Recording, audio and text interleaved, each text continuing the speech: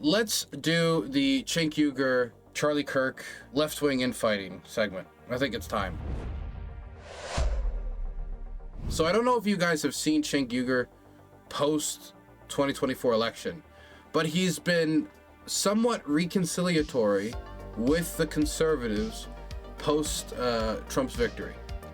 And it has been in ways where he's not like completely abandoning every value he holds, but the general message, and I'll try to be as good faith as possible, is Cenk Uygur, I'm not going to be able to get movement on some issues that I care about, but maybe I'll be able to get movement on other issues that I care about because I am a left-wing populist, and you guys are calling yourselves right-wing populists.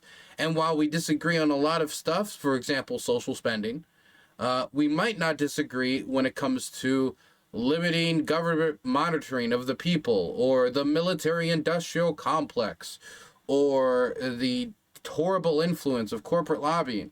And, you know, you'll see, like, J.D. Vance every once in a while maybe talk about corporate lobbying. Maybe Mike Lee will talk about it. You'll see some lip service to the military-industrial complex, or the words, and they'll keep it very vague, like deep state or elite. And the reasons I hate these words is it's vague to the point where it's kind of a choose your own adventure novel. What's the deep state? What's an elite? If I said I'm fighting against elites, what does that mean?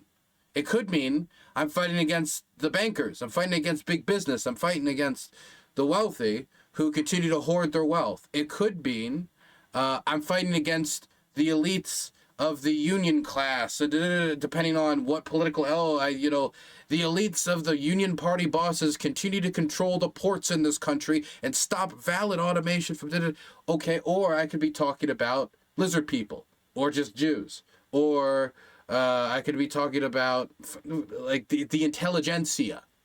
I could be talking about anything. And so whoever you got a problem with just becomes the elites.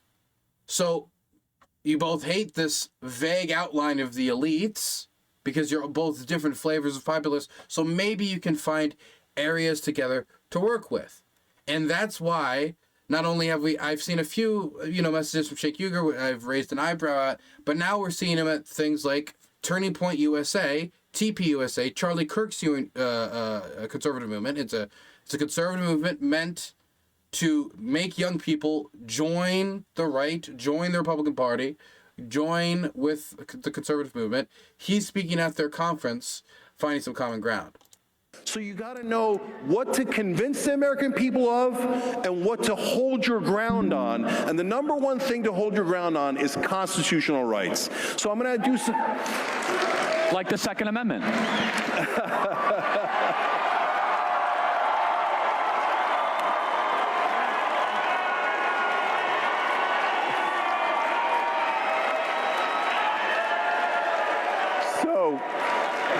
No, I know. So guys, look at that. We totally disagree on that issue, but we just... You were asking for that one, I'm sorry. No problem. No, but look, but that was an important moment, because we totally disagree on that issue, but we just shook hands anyway. And you know what we'll do afterwards? We'll have a beer! So, you know what it is when you disagree on something and then you fight about it and then you have a beer afterwards? That's called America. See, I don't disagree with the general concept. If you disagree with someone, then you go and you have a beer, and that's all very nice. But I don't want to disagree with this general point. It's also why I wanted to show this clip, and I didn't go fish for like the worst clips, is because this is probably one of his better looking moments. But I find this whole endeavor from Cenk, honestly, incredibly naive.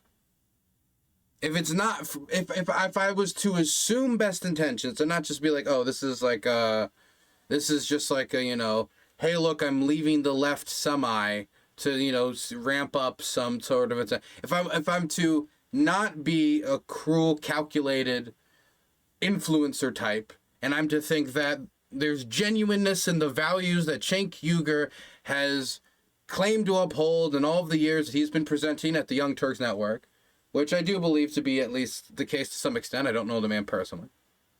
Then I'm left trying to piece together exactly what is to be achieved in the populist left, populist right overlap. 1 second. Matt Gaetz, agree with him or disagree, Cenk is a must-follow right now. After Cenk Uygur said in response to the H-1B visas rebellion conservative civil war that we just talked about last segment, I love the rebellion against them because it shows that MAGA is thinking for itself. But if that thinking for yourself is just, and I'm going to be blunt, racism, and 90% of what I saw online was the racism. 10% was economics, 90% of it was racism. Like, is that like, oh, you know, I'm not thinking like those libtard intelligentsia types. I'm thinking like a good old down homeboy racist. That's not good. That's not positive, right? Like you get even if you see like a whatever libtardy type of just kumbaya relationship, like, you know, oh, let's not talk about racism. Maybe I don't know if we should do this right now, and you know, whatever your images of that. Just straight up, I hate the Indians. Don't allow the Indians in. They're bad. They're bad. They're bad. That is a worse position, and it's not good that it's being held. And no matter how much it's cool to see the like a middle finger to the establishment, there's more damage done through that wave of bigotry than there is from than there is anything achieved through the rebellion. And the problem, in the sad reality, again, anytime there's any genuine economic discussion of like, okay, in some key industries, when you talk about migrant laborers, this is how wages can be depressed. Even if generally speaking, you know, there's an increase, how do we help this industry? Immediately, you just get into replies, and it's just like, well, hey, you know, the Indians and the cow, and then it's done. It's done. It's over. There's no discussion to be made. You go in the replies, and you talk to those people and be like, hey, I saw you just like, you just said like do India like 20 times in a row, but like let's have a discussion about H-1B visa. No, it's not a positive. It's not a positive rebellion in my mind. I don't see it as a positive development. Outside of the fact that if they're tearing each other's throats out, then maybe they're not governing. But again, these are just people on social media. These are not the people governing. And because of Matt Gaetz' recent scandals and failure to become Attorney General, he's not governing either. He is not governing either. So I just find this all to be somewhat naive. And I don't think any of the areas that Cenk Uygur thinks the populist right is going to work with him, that they will. Number one, because I don't think that the populism of the Trump administration is really all that real. I think a lot of it's pretty phony. Whether it was the flip-flopping on TikTok, whether it's the flip-flopping we're now seeing on grocery prices and all this other stuff, and it was just campaign speech, it was campaign rhetoric, whether it was the flip-flopping on maternity leave and offering an actual family values platform, like he offered in 2016 in order to try to outflank Hillary. Like, there's a type of Fox populism, and even if it's populism, just because populism doesn't necessarily make it good either, but that's a totally different issue. Point is, I find this incredibly naive, but I want to make sure that Cenk gets to say, and so I wanted to check out this video between him and Francesca, who is somebody I believe that worked at the Young Turks Network. Is that correct, that Francesca worked at the Young Turks Network? No? Yes? Maybe? Either way, yes. Okay. Thank you. Arius is the only one who came through for me. Works, present tense. Still does. I was interested to see if that's changed. She brought Cenk on the show to debate the issue of him trying to find this middle ground with these right-wing populists, with the MAGA movement. And I wanted to check it out because it got pretty heated. These are two people who work at the same network. You know, they have every reason to be allies. And I don't think that any of this is going to come from bad faith. We also have something on Mark Lamont Hill, because Mark Lamont Hill also went head-to-head with Cenk on this. So I wanted to check this out. Because, look, I think for a lot of people, when you take an L like this, the immediate thought is, you know what? It's better to be on better to be with the winners than with the losers. At least get some of the winning. And if there's some compromise you can find or something important, like if out of nowhere Trump was like, let's legalize marijuana federally, I'm not gonna like fight him against it. I'm not gonna fight against it.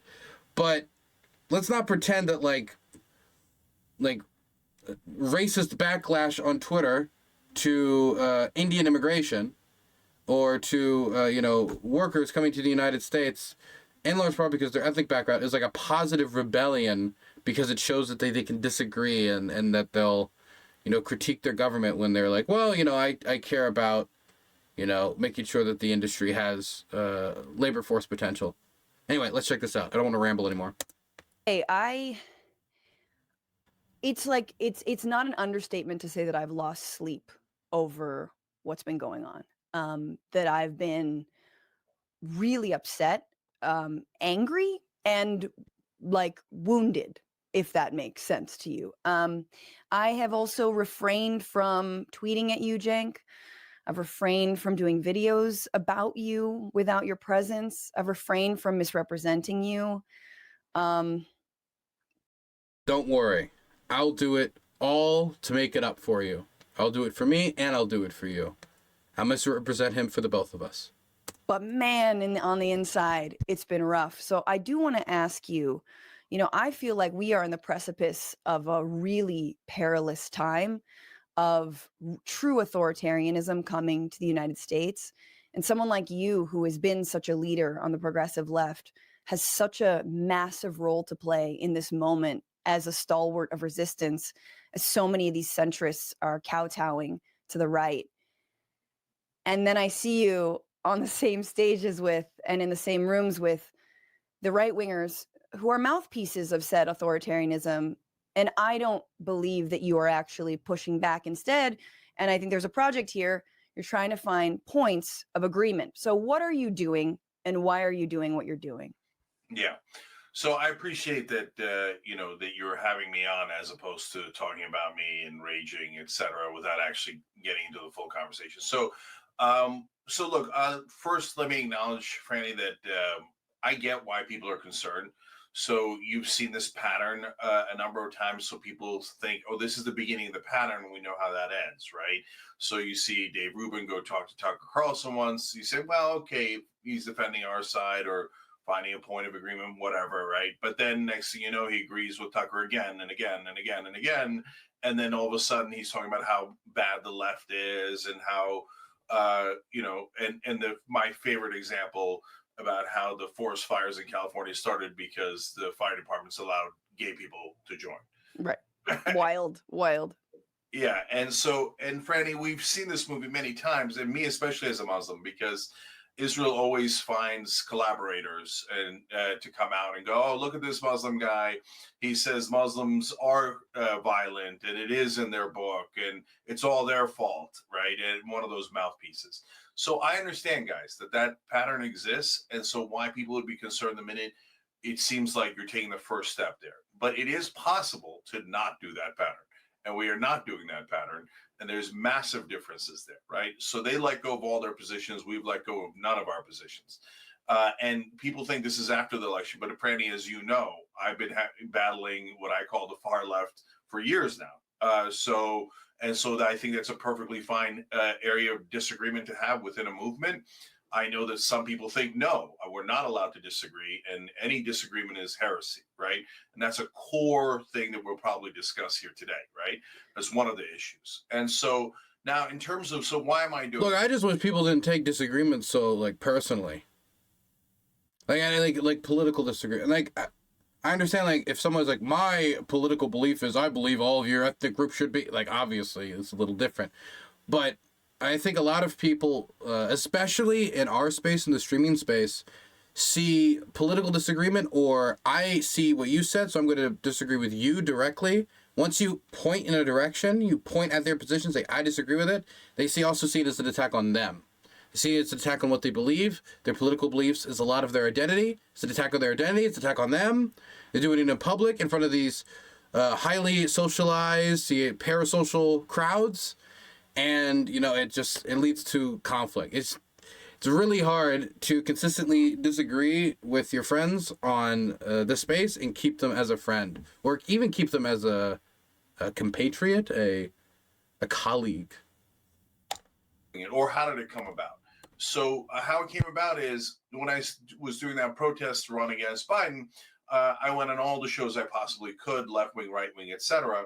And on the right wing shows, I was expecting what I always get from right wing, which is the Republicans are right and you guys are all evil and no points of agreement, just a bunch of robots, right?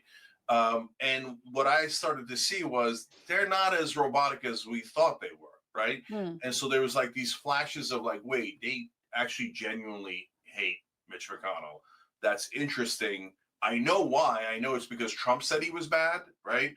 But at the same time, there's a second reason. And I know that a lot of people on the left don't believe it, but I'm here to tell you that I've seen it with my own eyes. There are actual populists in those right-wing hills, and they don't like the establishment. They hate the establishment. Now, they don't have the same opinions with us on social issues, cultural issues, etc. And then they genuinely hate war. Now, if Trump declares war on Panama and they all go along, then I was wrong. Okay? So we'll get to that too. Listen to how Trump talked about invading Mexico, completely disregarding their sovereignty. Look how Trump approached the Soleimani killing. Not only when it comes to an issue of, like, okay, what could that have provoked? Why did he make that decision? What legal authority did he have when it comes to the AUMF? But also just a basic question of process. What about the proposals that he was showing journalists about invasion plans for Iran, or the reports of him proposing invasion plans for Venezuela? I mean, he was a big promoter of Juan Guaido, and it wasn't just because Maduro is like a bastard repressive asshole. It was because I think he wanted to take action to replace Maduro's government, and he didn't end up pulling the trigger on anything. But there were reports about this. Look, the idea that Trump, like, he hates war, and the idea that war is bad, but he doesn't, that, like, every single leader is going to tell you that they hate war. Every single, like, Hitler said he hated war. Mussolini said he hated war. So many people have said they hated war and their appeasement. And I'm not saying this to say, oh, they're all Hitler and all this. My point is that every single political philosopher, outside of a very small subset, are going to say they hate war.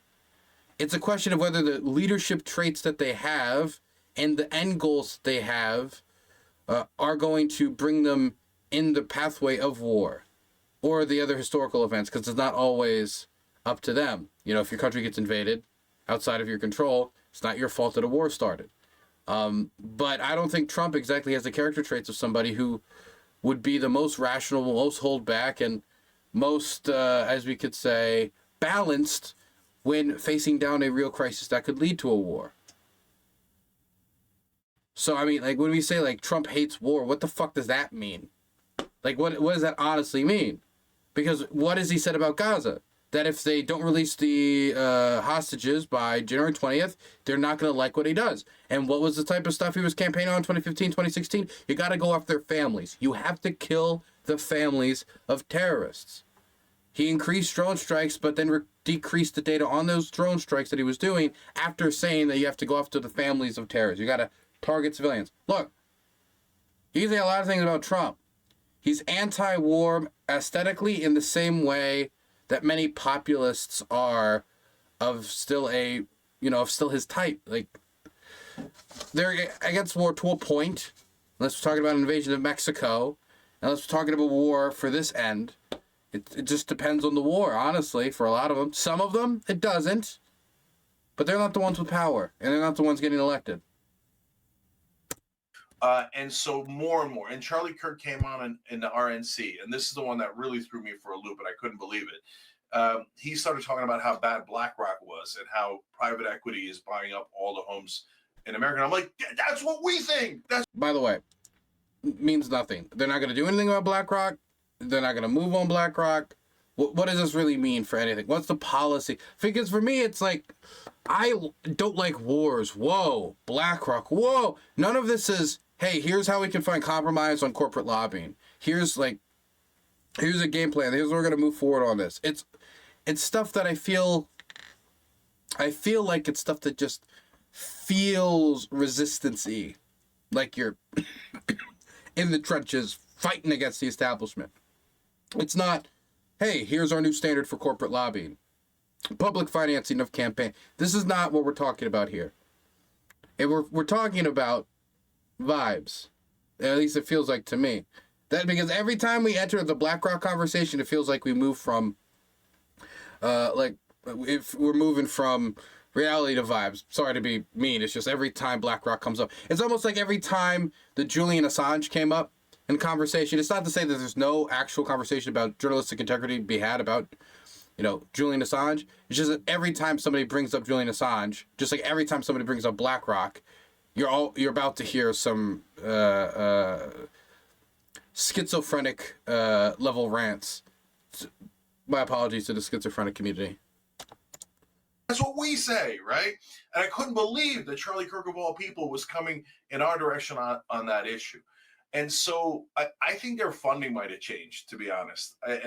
And so the right is not the monolith that we thought they are. And right now, since they've gotten past their robotic establishment, they're in a state of kind of chaos, a chaos that's not so bad in my opinion. And you're seeing it today, like MAGA attacking Elon Musk and Vivek Ramaswamy. If they were a monolith and they were robots and they were a cult, that would never happen. Now, I happen to agree with Elon and Vivek on that issue. I was going to ask you, actually. Yeah, but first of all, hey, there I am agreeing with Elon and Vivek. Why? Because they agree with us. So this is about HB1 visas and allowing high-skilled professional immigrant workers who work in tech to be allowed in. The MAGA base says that that's obviously immigration and they want to cut down on that. But Elon and Vivek, again, millionaire and the richest man on earth, want that. Does that not fly in the face of some of what you've been saying about the base and how the base is actually great and the base is great at populist ideas? One of those populist ideas, Cenk, is mass deportations, is stopping any migration, is getting people out of this country. Yeah. So, Franny, it's a great question. And so that's why what's happening today is actually so interesting. Because, number one, are we allowed to agree with anyone on the other side? Elon said terrible things. He backed. It's like, come on. Look, I understand that you might not like the rebels, but they're really challenging federal authority. And even if I don't agree on the specific issue they're challenging federal authority on, it's good that the federal authority is being a little shaken. And we know that they can be stood up to. But if the issue that the rebels or whatever the group is standing up against them on is not good, it's bad. I mean, this kind of feels like trying to find, you're really trying to find that little gold nugget in a 1 foot pile of crap. It's like, I'm sure there's always a silver lining in any situation, but you're kind of struggling for it. That crazy radical right-wing party in Germany, etc., right? But that doesn't mean he's wrong about these visas. We've had that position on visas our whole lives, right? We agree with, or he has now come to agree with us. Same with Vivek. Now, but what's interesting is, so now MAGA, the populist base of MAGA, rebels against Elon and Vivek. So number one, that shows that that my thesis that they will rebel against their leaders is true. Okay. Now, do I agree with them on this rebellion? I don't. But remember, just because they're populist doesn't mean they agree with us on everything. On social and cultural issues, massive disagreements. Massive. Strange Pains 25 has donated $5. As an Asian, I fucking hate people like Vivek. He wants to bring the hellscape that is Asian work culture to the US. There's a reason why Asian students have the high. I don't know what you're talking about. South Korea is known as a worker's paradise. A worker's paradise. Okay, everybody envies South Korean work culture. I do sometimes question whether or not people realize, like when Donald Trump says he's going to give maternity leave, does not deliver on it, and then lowers consumer protections and undercuts the Labor Department. Like, none of that is pro-worker. But afterwards, he will still be seen as the more pro-working class candidate, winning more union votes. There's a problem with communication here somewhere. There's a problem with getting your message out to the people there somewhere. There's a problem with our shitty marketing somewhere. Of course, there's always a policy issue as well. But I mean, if you have two bad sandwiches, one not as bad, you know, one very bad, but both bad, and people keep choosing the very bad sandwich, it's not only just the policy choice, it's also something to do with the marketing. Agreements on the economically populist stuff. So on this one, they're anti-immigration. And so again, it's not a monolith. It's a little bit more complicated, but overall, the massive MAGA is anti-immigration. And I obviously don't agree with them on that. I'm an immigrant and I'm first generation. I wasn't even born here, right? So all this talk of deportations and now this crazy thing that one of them came out with, denaturalizing people, that's just nuts, right? So, and I say that to their face in all the shows that I go on. I go, look, I don't agree with this. I don't agree with that. I think you're nuts on this, right? But now we do agree on some things, anti-war, anti-corruption, etc. Even if I know, guys, I know Trump is massively corrupt and they've been misdirected. But within that chaos of the right wing, interesting different coalitions can break out, as you're seeing today with these different coalitions within MAGA. Yeah. So imagine if we had, this is really wild, right? But you've got to take a first step to be able to get to this ultimate conclusion. Imagine if we had voting blocks that weren't strictly Republican or Democrat or strictly MAGA or not, and we could then join the voting block, in this case with Vivek and Ilan, and protect these visas, right? Or in another case, we could join the populist right-wing bloc and prevent a war. Again, those are like huge dreams. I mean, I think it's sort of a deal with the devil. What war? What war? No, I mean, for real, what war? Is it the war against who? The Russians already made Ukraine, okay? So you're not stopping that war by teaming up with, the people who want to sell them down the river. Trump has been pretty explicit about his position on Palestine, so I don't think we need to approach that. Iran? Trump was showing invasion plans for Iran to, journalists. Mexico? Trump's the only one who's going into administration who has openly talked about invading Mexico. But he's like, prevent what war? Which war is going to be prevented by working with these populists? And in what way? For me, I just think he's overemphasizing the amount of control that they have in foreign policy making. Overemphasizing, I think public, the current public effect on foreign policy, from just how much public perception is affecting it. That's not to say it doesn't have any effect, but I think sometimes people overestimate it. But it feels so shallow, man. Either way, I do want to just step back. I want to step back from the news a little bit and truly understand what you believe you are doing and who you believe you represent. Just really briefly, who you believe you represent when you go on these shows. You say we a lot, and I'm not sure who you are referring to when you say we. Is it yourself? Is it you?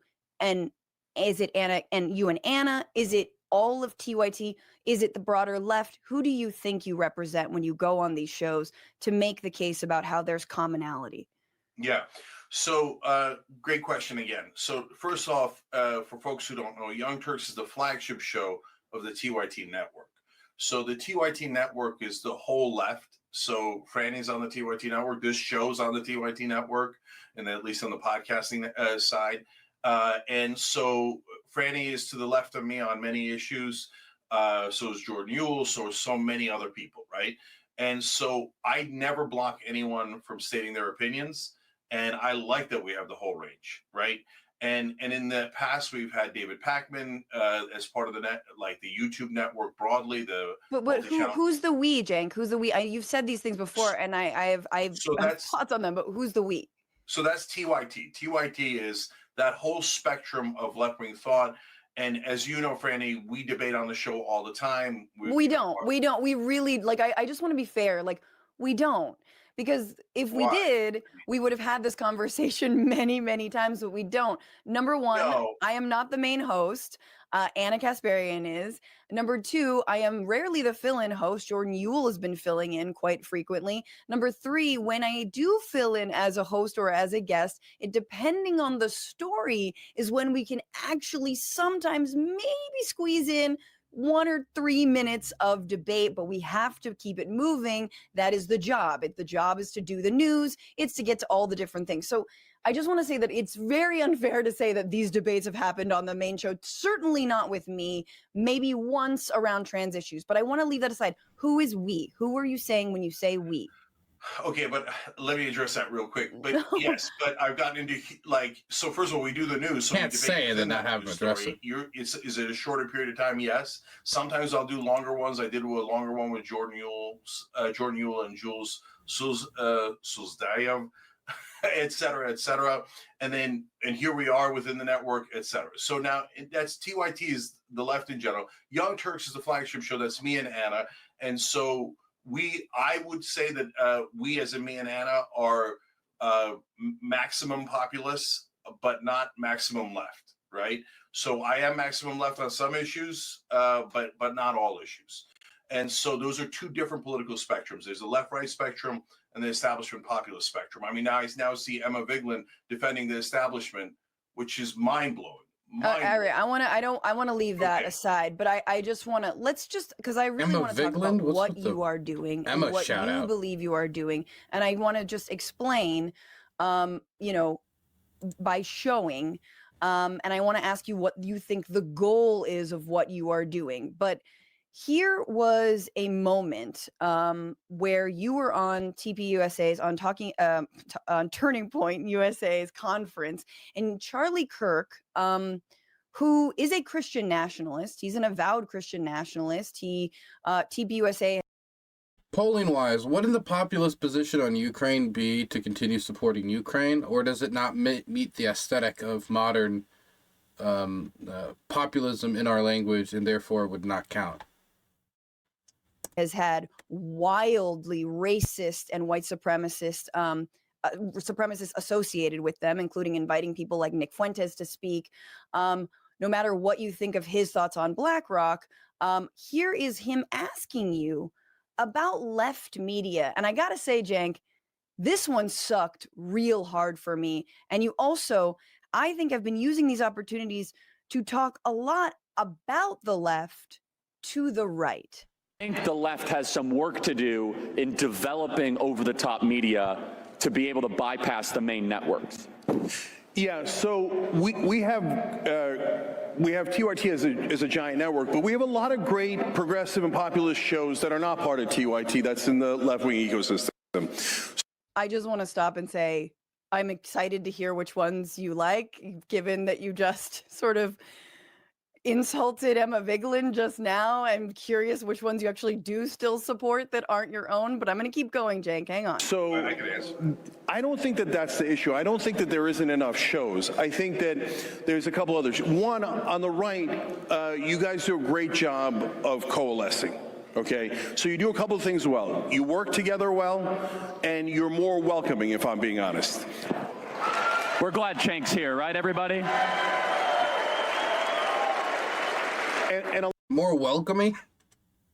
I think that depends on who you are. Go and look. I don't like Dave Rubin, but when I see those conservatives tearing to Dave Rubin over his family, oh my God. You can almost there's sympathy that actually builds in my chest a little bit. It depends on who you are. It depends.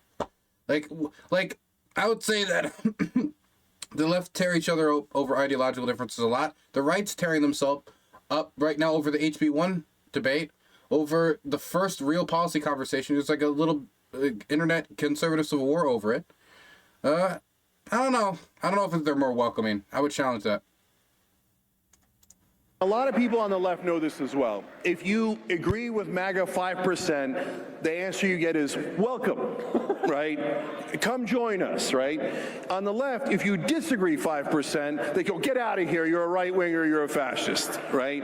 But if you push enough people out and you guys welcome enough people in, eventually you win the popular vote. That's what I warned them about, and that's what happened, right?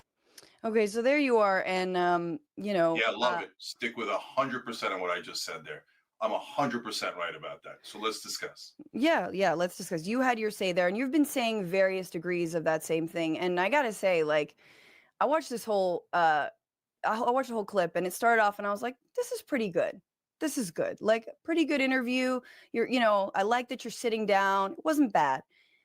This moment, like, truly a part of me died when I watched this. Wow, I can't believe that. Yeah. Okay, Oh, super. Just like shriveled up and died, floated away into the ocean. Here's what happens. Couple things. He asks you about left-wing media and why there isn't more left-wing media.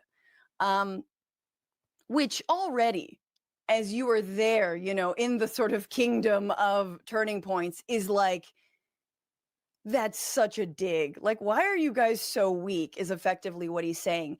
And instead of pointing out the way that TPUSA has been bankrolled by Republican mega donors out of Chicago and many other places for years now, and talking about how the Daily Wire was funded by the fracking brothers, the Wilkes brothers. Now they're fishing for new, you know, investors, whatnot, but that there is so much money on the right.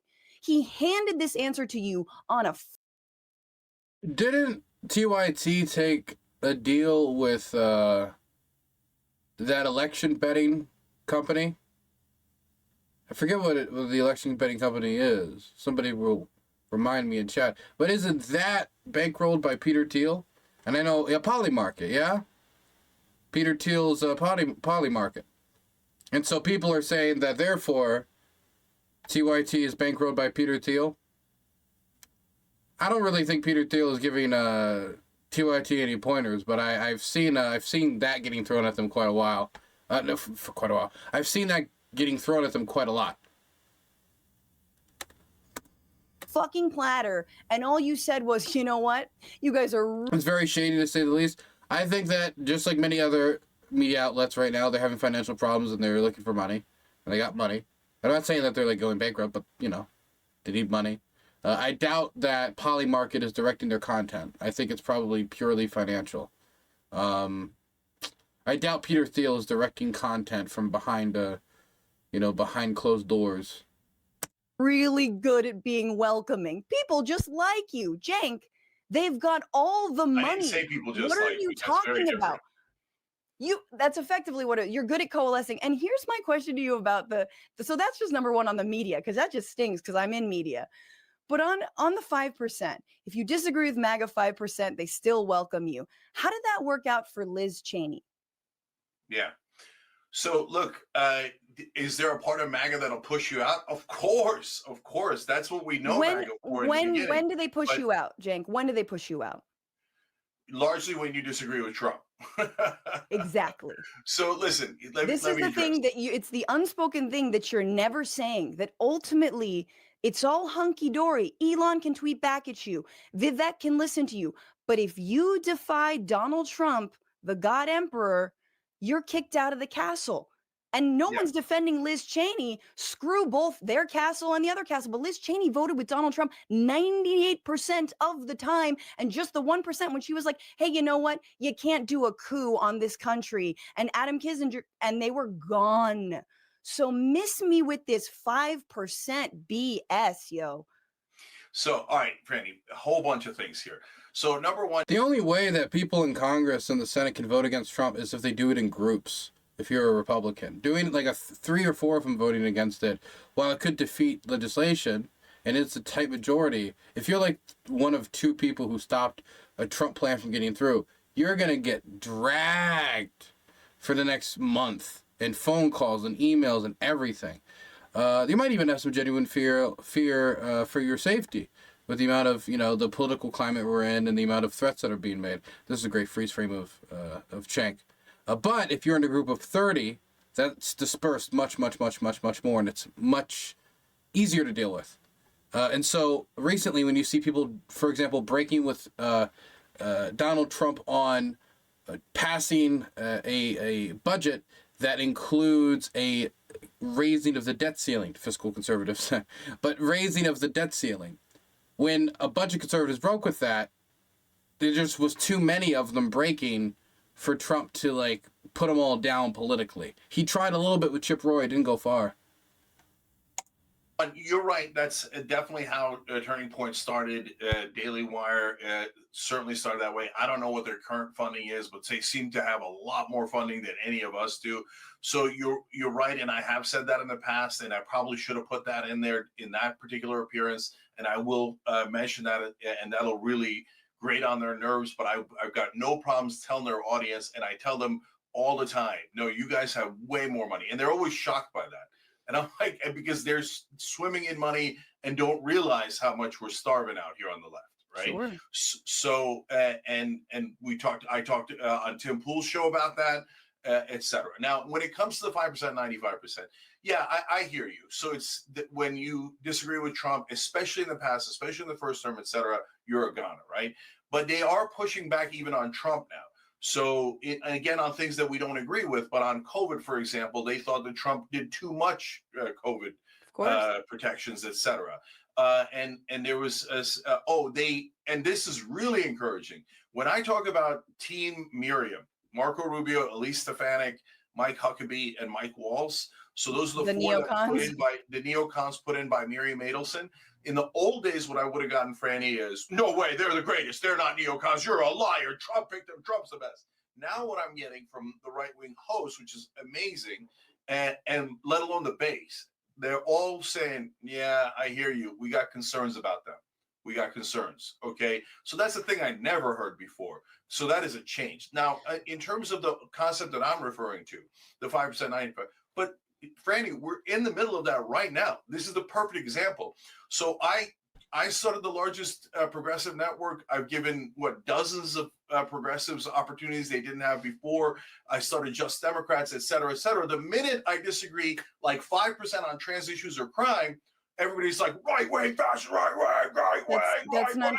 Almost every show is saying that. Almost every show. So you telling me that you don't push people out? You're pushing out the movement overall. At least the online left movement seems to be trying to push out the one network that has helped progressives more than any other network, and it's not in dispute. But my God, we have 5% disagreement. So tear it down. This is the destructive extreme left that I honestly, that portion, that kind of destructive attitude is poison. It's not just poison to us, it's poison to our chances of winning, because we keep pushing people out, and then all of a sudden we lost all the swing states and we lost the popular vote. I'm trying to get our side to wake up, snap out of our hypnosis of we hate, and we hate the right wing. By the way, I'm just going to throw out there, this is still my belief, it's been there for a while, and it'll probably stay that for a bit longer. I do not believe trans people caused us the election. I don't think it has anything really to do with trans issues. Well, people say that one like trans prisoner ad, Harris, Trump did was very effective.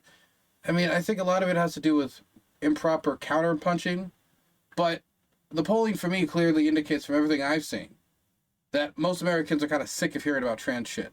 And that's not to say that, like, they're all like, I hate all this bigotry against trans people. It's just like, they're fucking annoyed by it. They're like, this is not an issue that affects me in my day-to-day.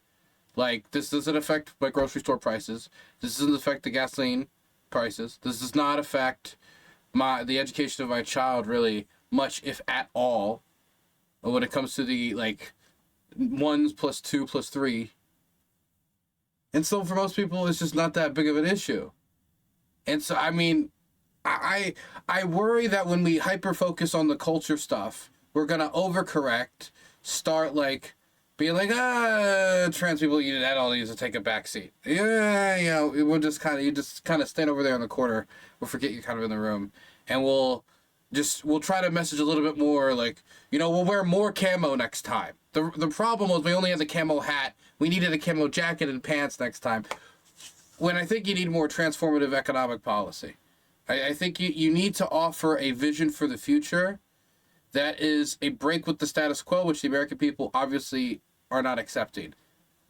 Long-term economic improvements are not enough for political victories. When you talk about like GDP and decreases and stuff like that, like saying, "Hey, look, the economy's heading in a good direction for the next 5 to 15 years," is not enough. You need to offer a transformative vision, and I don't think the transformative vision is going to be based upon J.K. Rowling or trans bathrooms or trans ice hockey. They're all white supremacists and they're all racist and they're all sexist and we hate and we never go in the room with them. We hate. What the hell happened to us? And no one's allowed to disagree. We're now authoritarian. No. So, wait, I Cenk, rebel. can I just clarify? I will never allow the left to be authoritarian, and this idea of just hating the other side is poison. You know what's so funny about you calling the left authoritarian is that you think the left has power. Like, I love that you think total nonsense. we are on the precipice of real authoritarianism and real fascism, and you believe that the online left are the authoritarians. I mean, I don't know how to tell you. You sound like Bill Maher and Nancy Pelosi had a kid, and it came out Cenk Uygur. And let me just ask you though. Let me just ask you. So what shows on the left do you like that aren't on the TYT network?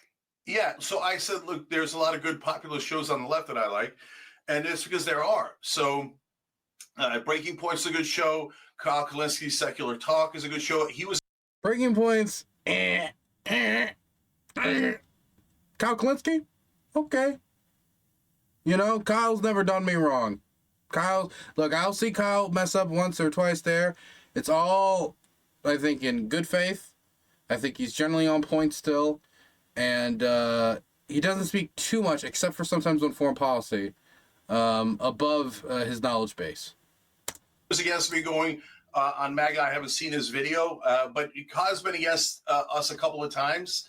But I largely didn't hold a grudge on that. But wait, let me just stop you. First of all, you had a great conversation with Crystal Ball. I think she made some really good points to you on, I think it was on Breaking Points.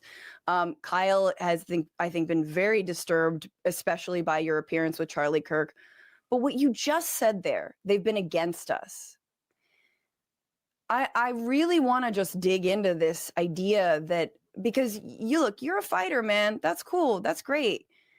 But like, you really do have a very I almost want to call it Bush-like, Cheney-like, you're with us or against us attitude. 100% wrong. Like you just literally, I love that you're proving my point. But when I say this, you truly, you sound like people are either against you, but if they criticize you, they are not. And yet, here you are, Cenk, telling the entire right wing that all you want to do is break bread with them, that you want to debate with them, but afterward you want to go have a beer. Yes, I do. You want to have a beer with people who want to put people in mass deportation camps. They want to deport. You think we're going to get put in camps? You sound... All right, anyway. You think I sound crazy? They're starting with Chinese people. That's my fucking family, dog. Like, what are you talking about? That's such an excuse. Okay, they're going to start with Muslims. They're going to start with my people. Okay, sure. At all. Yeah, Stop hiding behind vulnerable communities. I'm hiding behind vulnerable communities. Yes, you are. You're using them as human shields. I'm standing in front of vulnerable communities, Cenk. What are you doing? What are you doing? I'm in front of vulnerable communities. I'm the most endangered, Franny. By tweeting at I think this is the first time Cenk has ever condemned the use of human shields.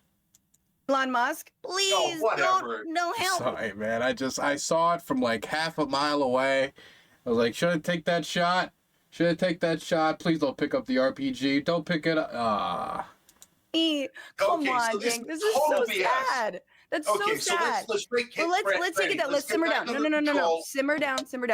I'm asking. Let me just ask you real honest to God. You already said 12 things that I need to respond to. Can I respond to them? No, I want to ask you this one question. Of course not. Let's talk about you going on these shows. Just simmer down. Let me ask you one question. Imagine if Kamala Harris had won.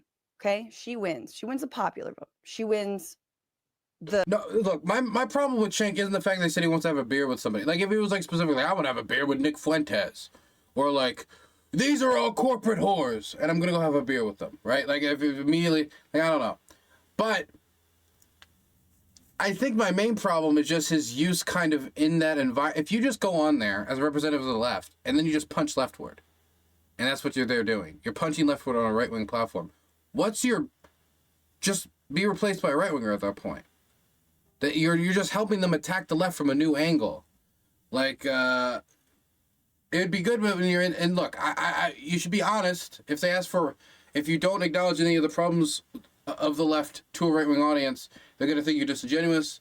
They're not going to think you're genuine. If you're really trying to have an impact and see if you could really shift anyone there, good luck at TPUSA.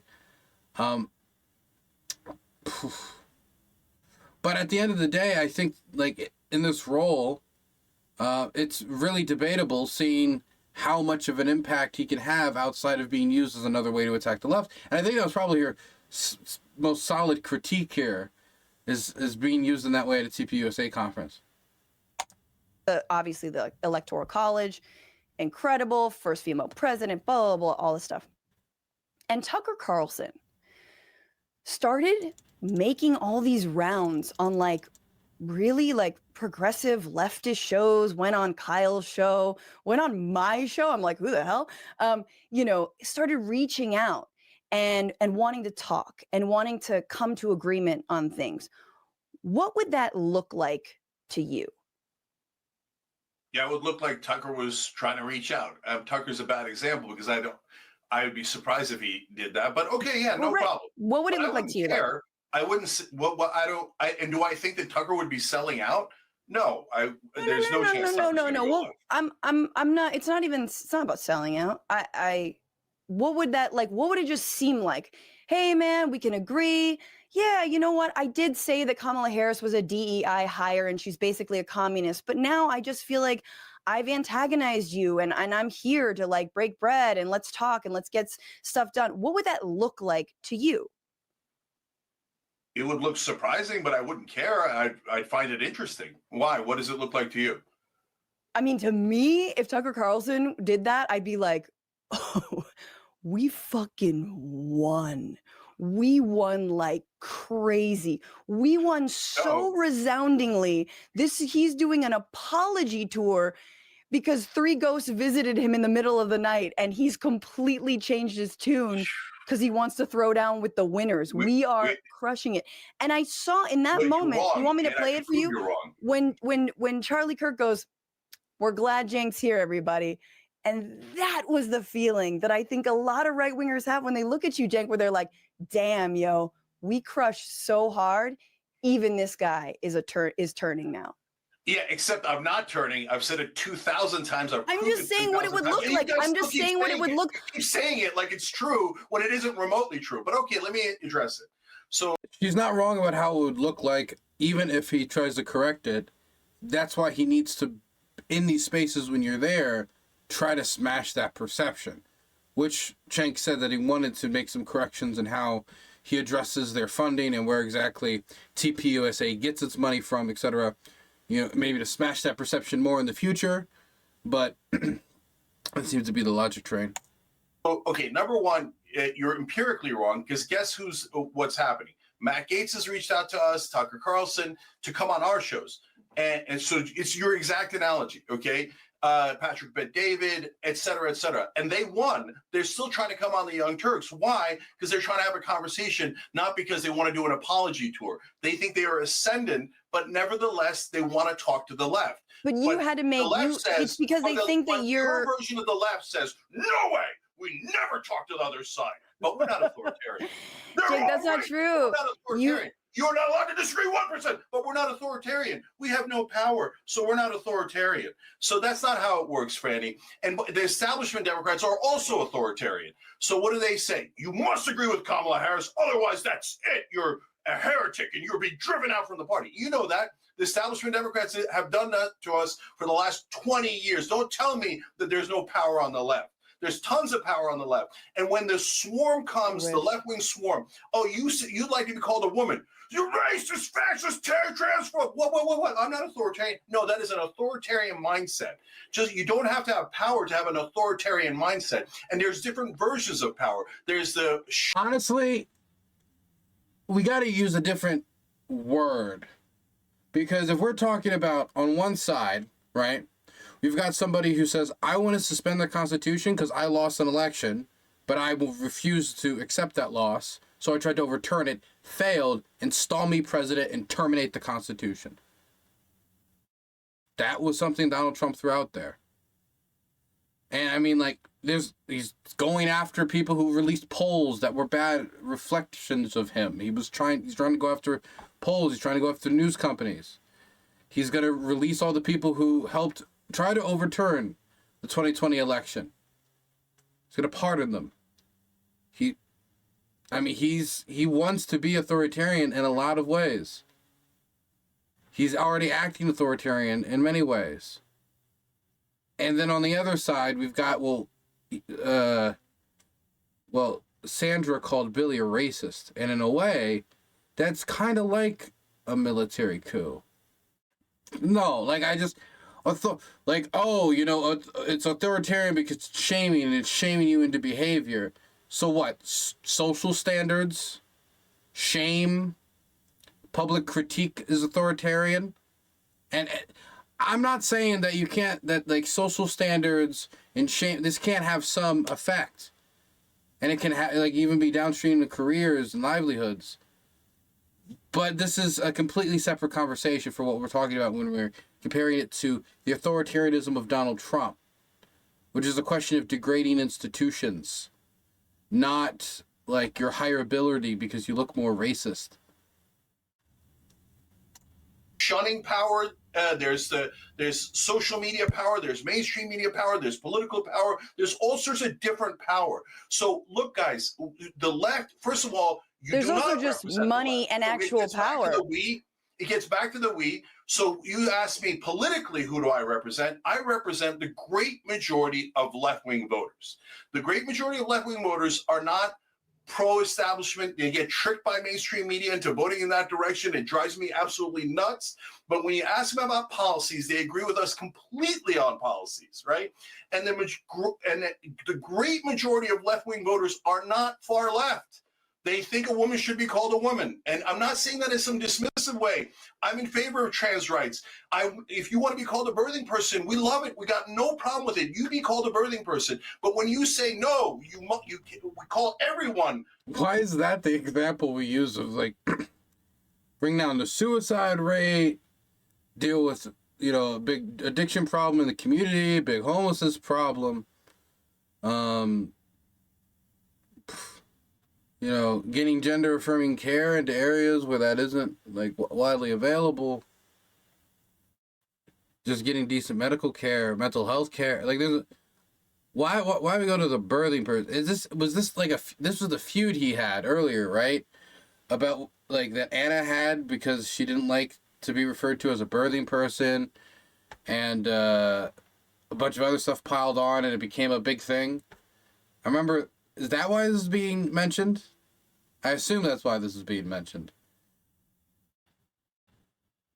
I really don't like that when people think trans issues, they think, oh, well, when they mean trans issues, they mean just being represented in a movie, or they mean trans issues is just them being able to, just play fucking professional hockey or box against. These are not everyday trans issues is you're poor as fuck.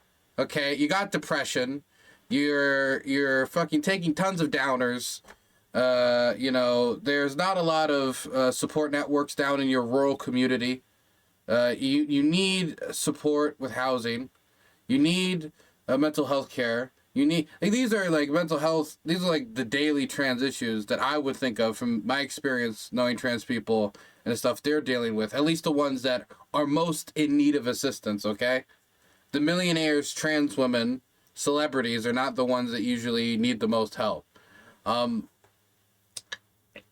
These are legitimate issues. Many of these are I would even say working class related issues. But now when we talk about trans issues, it's just I understand that the sports conversation has to do with social acceptance. And I also believe that sports and extracurricular activities can be very helpful for youth as they're developing themselves, developing their character. I know boxing was very helpful for me when I was growing up. But, like, relative to what is, like, the biggest issues affecting the trans community, the stuff that's dominating the conversation, like the language stuff around birthing person, the conversation about representation, the sports conversation. I mean, when we're banning trans women from participating in sports in states across the country, and you'll check the official list of how many trans people are actually participating in, like, high school sports, and it'll be like 1 to 2 people in an entire state. It'll be a surprise if in a state it's more, if it's double digits, you've reached crazy numbers. It's less than 50 nationwide. Thank you, Melody Rand. I forgot the exact numbers. But this is like the number one trans issue because it's becoming like gay marriage was, even though I say marriage is a more like day-to-day. I mean, it has a more of a day-to-day impact on your life, but it's become like a flagship, I guess, for trans representation. But I don't think it really should be the case because it has to do with not only like it's just I don't think it should be. I don't think this is the issue of the utmost importance. I'm sorry if this is coming off as crass, but fuck, I don't care about hearing trans volleyball anymore. Let the institutions decide for themselves is usually my take, but it's all fucking infuriating because now when people talk about trans issues, they think of this shit and they don't think about people trying not to blow their brains out, which is to me the big issues. But whatever. What do I know? A birthing person. America hates it. Left-wing voters hate it. When you pretend there's no crime, left-wing voters hate it. So I'm standing up for the overwhelming majority of Democratic voters and left-wing voters. I hear what you're saying. I hear what you're saying. Authoritarian sides of the left saying you're not allowed to disagree with the establishment. You're not allowed to disagree with the extreme left. No, I am allowed. I am allowed. Hang on. Wait, please. I don't want to lose the forest for the trees here, truly. And I hear what you're saying. I know it can feel online like a circular firing squad. I understand. Billion%. It happens every time. I know it does. So I come from movement backgrounds, right? I've been in many spaces since the global justice movement in the early 2000s, then the anti-Iraq war movement. I've been in a lot of organizing spaces. I have been in more organizing spaces, far left spaces than I have in campaigns, political campaigns, for example. So I know those spaces very well. I know we can often over-police one another.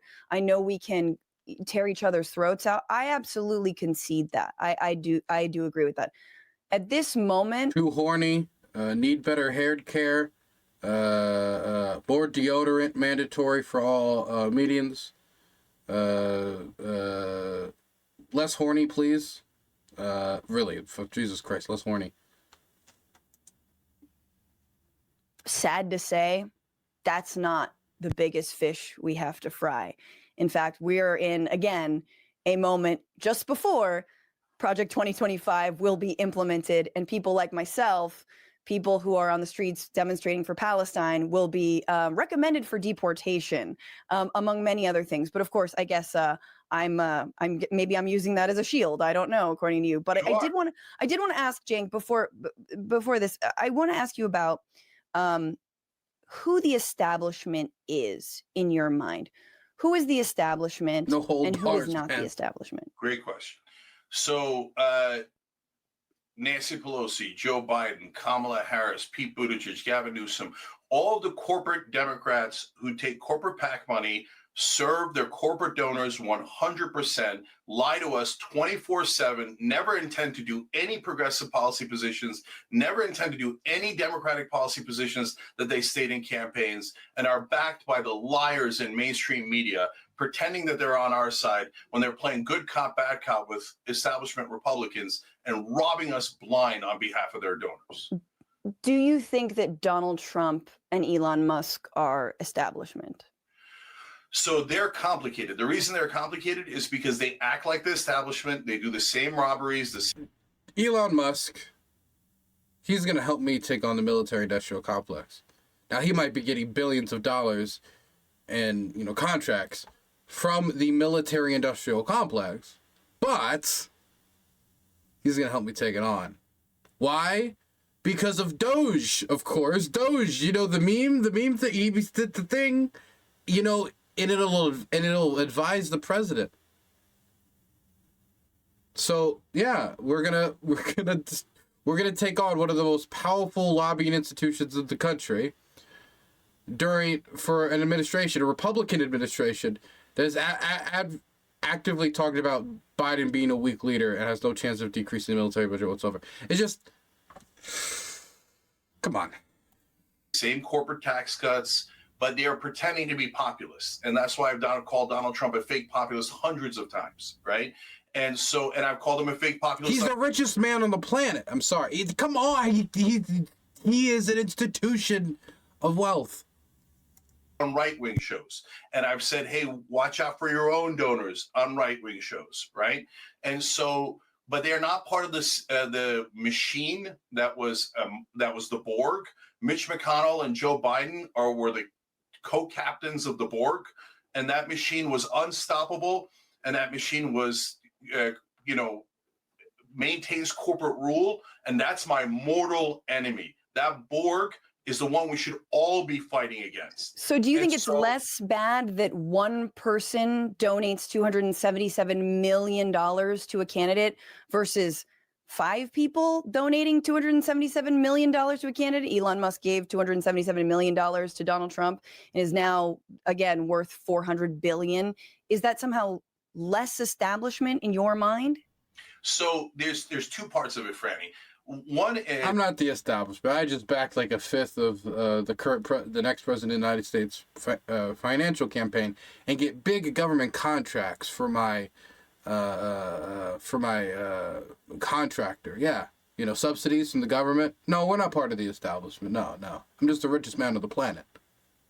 Is they at least talk the populist game, and the advantage of that is that also spread through the right-wing base. That, hey, them faking populism, remember, the people that are hearing that message don't realize it's fake, right? Mm-hmm. So they're talking anti-war, they're talking anti-corporate. You see Tucker Carlson talking anti-corporate. You see Steve Bannon saying we should increase corporate taxes. That doesn't mean Steve Bannon is an angel, but what it does mean, or anywhere near it, but what it does mean is that idea of populism and anti-establishment, et cetera, is spreading throughout the right wing. That is an amazing opportunity for us to actually coalesce on economic populism that they now believe in, even if their leader doesn't, right? So that's point 1, and it's super important.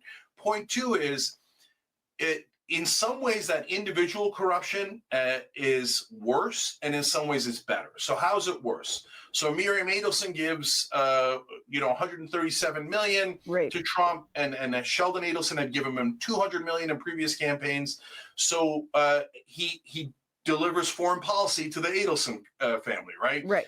Moved our embassy in his first term. Now he's thinking about allowing the annexation of northern Gaza and the West Bank. And you saw me fight tooth and nail against Trump because that's what I was really, really worried about, that he's going to go and be extreme and radical to serve his top donors. On Elon, he handed all of domestic policy to him. So that's how it's worse. How in the world could it be at the same time a little bit better? Well, the way that it's better is that it's not a machine, it's chaotic. So it's one guy here and another person there, but the other person disagrees with Miriam, and then Trump doesn't quite know what to do, and he listens to the last person in the room, but this is not good, by the way. Great freeze frame. This is not good to me. The chaos is bad, because if it's bad policy layered on top of bad management, I feel like you're just compounding the problem. The only thing worse than, invading a country off of a dumb immediate whim and a scandal mishandled is to then immediately mishandle that war and make what could have been a 3-week endeavor like invasion of Iraq into like a 2 to 3 year long slugfest drawn out. Or you can do this with any number of policy. Worse than a new bureaucratic, corrupt, ineffective institution is for it to be even more poorly managed with cuts in other areas. Point is, like, you're layering bad policy on top of incompetent leadership, or at least unpredictable leadership. And while unpredictability can be useful sometimes in negotiations, it also makes it very difficult for people to plan. And that means long-term planning with allies is difficult. It makes it more difficult a lot of times for like people to make long-term investment planning. It could be negative for the economy. Also kind of listens to his base. We've got chaos there. And chaos is way better than a machine. A machine is ruthless and just steamrolls you. So I think that's nothing worse than the McConnell-Biden era. Nothing worse. Okay, I do want to talk about the McConnell-Biden era and establishment a little bit more, but just on that, I feel like my very first question to you is, well, what are you doing? I feel like that's the most cogent answer I've gotten from you that I could sort of get on board with, which is exploit the chaos to turn MAGA against Trump. But even if you wanted to do that, I'm not sure you're achieving it through the kinds of interviews that you're doing and the way that you're playing to the right, especially when you go on those stages and hit the left more than you do the right. But I just want to leave that there. I accept the like, hey, let's plant the booby traps. Next so that time we I'll can buy make you them a fall coffee into. hot beverage. ? Hey, thanks for the 5s. I appreciate that. Next time I buy you a coffee. Thank you. $5 is more than enough to get a coffee. Appreciate it. Later, that kind of thing. That makes the most sense to me, even if I sort of strategically disagree with it. By the way, I should have my draft for my next over hour-long main channel video within the next probably like 48 to 72 hours. Be releasing it early next year. Sorry it's taking so long. It's over an hour long, and you know, these take time to produce. We should have at least like, I'm hoping like 3 to 4 more like sizable videos out. Maybe not another one that's going to be an hour. I think one more that will be an hour long, but some others as well on the main channel before I get back to Ukraine. I want to talk about the establishment, though, and Mitch McConnell. So, for example, Mitch McConnell, who I am no fan on, obviously, believes that there should not be recess appointments for the Trump administration. Would you say that that is establishment, ergo you are anti that and anti-establishment?